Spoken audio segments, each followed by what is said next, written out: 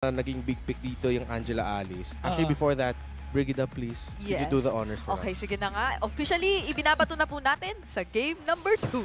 Thank you, Brigida. Okay, tulad ng sinasabi ko.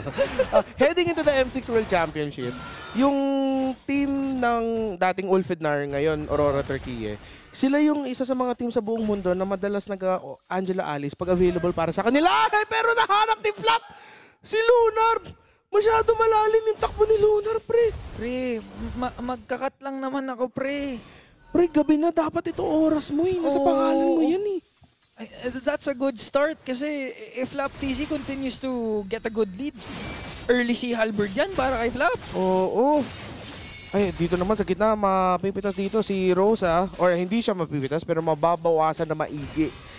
Dito yung roaming na gusto mo, kung meron kang Alice sa jungle, kailangan mo protektahan yung gitna at saka yung pag-jungle din ng Alice. Kasi yung main condition ng Alice is makuha niya yung Clock of Destiny. Pag nakuha niya yung Clock of Destiny, doon na siya maglalaban. Pag nakuha na niya yung second item, doon na yung laban na talaga si TNZ. Tapos pag nag-level 4 na si ni Apex 47, mas malala na yung pwedeng maging mangyari sa Aurora. But again, that was still a good start from Flap TC. So, yung mga prerequisite na minention mo, pwedeng mas madelay lalo for Aurora and Team Falcons to just continue getting jungle creep so far. Kyle TC pa level 5 na habang si TNZ hindi pa rin nagle-level 4. Okay.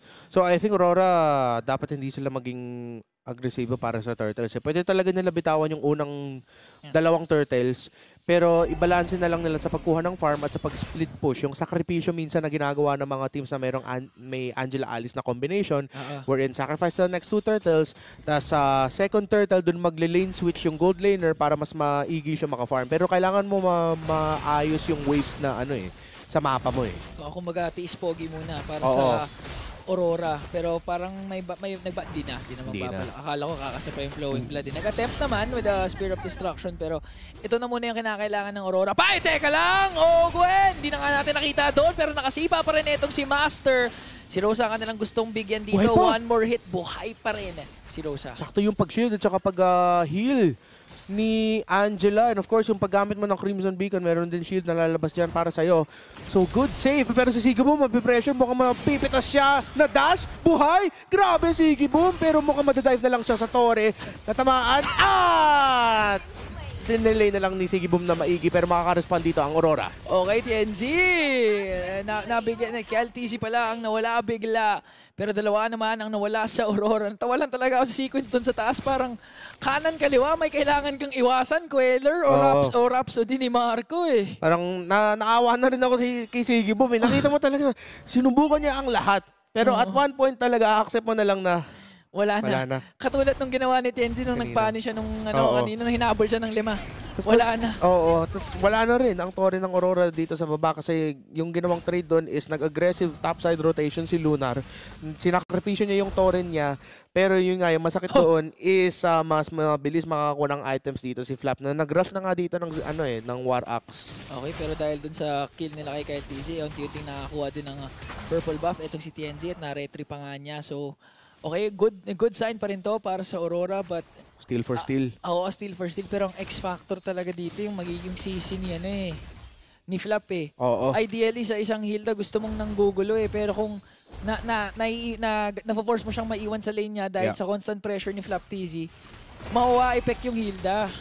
Okay, 4 minutes 11 seconds. Wala pang item si TNZ. Hindi pa na-full build yung Clock of Destiny niya. Si Lunar naman, mauuli ata dito pero may shield nakapasok sa bush. Pero makaka-lift si Rosa ng isang miyembro. Pero si TNZ pa ang napunish. Masyadong finokus niya ang pagkuha ng Lizard na yon.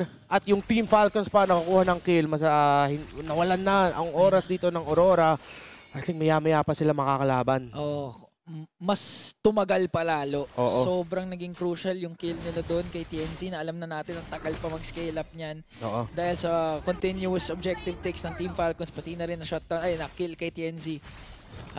Talagang mas titiis talaga sila ng pogi dito ngayon kasi even si Lunar hindi niya magawa yung trabaho niya eh. Yeah, matagal-tagal ba bago makuha niya yung Clock of Destiny. That's for TNZ. Lunar, inaccept na lang din niya talaga na natalo siya sa EXP lane kay Flap TZ.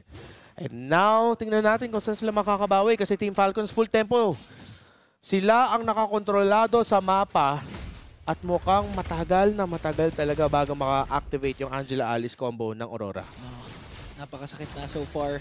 And si Ogwen continuously naghahanap. Wow! Ito na yung kick tsaka flicker.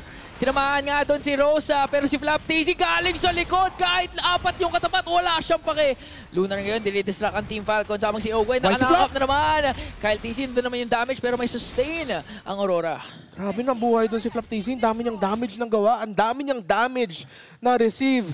Pero nakatakas pa siya at nakakuha pa ng Torre sa gitna ang Team Falcon. So, one by one, mararamdaman na talaga ng Aurora ay natalo na talaga sila sa early game. Hindi natin mararamdaman yung power spike nila hanggang minute 11 to 13 pa. Tagal pa nun. Hindi nga natin alam kung aabot nga ba ganun katagal dahil may 6K gold lead na kagad ng Team Falcons. And even yung si Ogwen, hindi nila mapipitas basta-basta kahit apat silang nag-aabang doon sa brush. Nakikita natin even yung disiplina ng Team Falcons na ang dami nilang in-expend doon sa banda baba pero part of the plan pala yun para makuha lang yung Torre sa gitna. Halos 6 minutes, 19 seconds bago nakuha ni TNC yung Clock of Destiny niya. Masyadong matagal, usually average 5 minutes to. Ay, mahuli at din na naman si TNC sa gitna! Si Ogwen nakahanap ng sipa! At nawala na naman dito ang jungler ng Aurora. Hindi na nga nagamit doon yung, yung heart guard kasi sobrang mabilis ang na-burst down. Etong si TNC na naman, Alice na 0-2-0. Napakahirap. Rosa pumasok at Crimson Beacon. Laban! So tatlo, grabe naman. Napakatapang ni Rosa para lang madepensahan yung mid lane turret ulit. Ay, may minion noise pa napapasok. Okay, Spear of Destruction, hindi maagaw yung turtle ng Team Falcons. Pero tatlong pagong ang napunta sa Falcons. Aurora, wala pang Torre na babasag, wala pang objective na kukuha.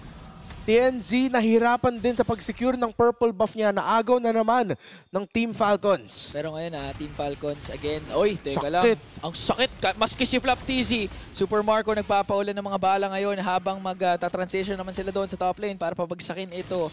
Tagal pa bago magka-lord kaya naman Team Falcons continuously mangangagaw lang muna ng jungle creeps at kung makakapop sila ng Holy Shield better. TNZ. Hirap na hirap kahit mismo kay Flap TZ na paggamit pa nga ng retry kasi alam nilang papasok, nag-go, nag-heart guard. Ito na nga yung flowing blood. Kaso Team Falcons, handang-handa para sa lahat. Nahinto sila ng ng crowd control kagad ng Team Falcon. Sakala na ng Aurora makakahanap sila ng isang trade I think nararamdaman din natin dito kung bakit pag yung Twisted Minds dito sa Pinas nung ginagamit nila yung Alice Angela combo nila na meron silang Alice jungle, sinisigurado nila na meron silang fighter sa gitna Or yung mid laner ay yung Angela. Ay, pero si TNC nasipa na naman!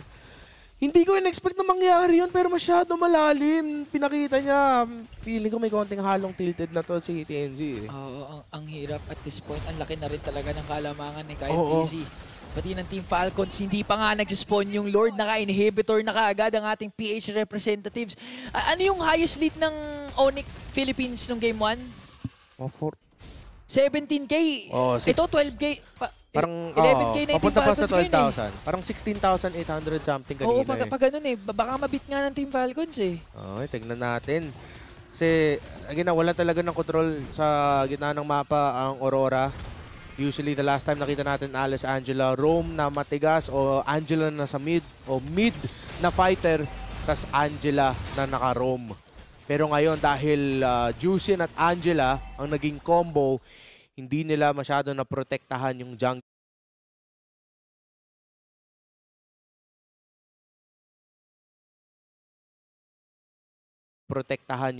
Nila. At this point, kahit ikaw si Sigibong, wala ka na may split push. Pero kinumit nila si Ogwen, handa doon! Nakasipa bigla itong si TNC, si Lunar ata yung susunod. Ang daming projectiles sa tumatama sa kanya, ang dami niya kinakainiwasan pero maubuhay pa rin naman siya. Team Falcons mukhang conceal. Gusto pa nila pasukin at basagin yung inhibitor doon sa taas habang mag-solo lord. Itong si Kyle TZ.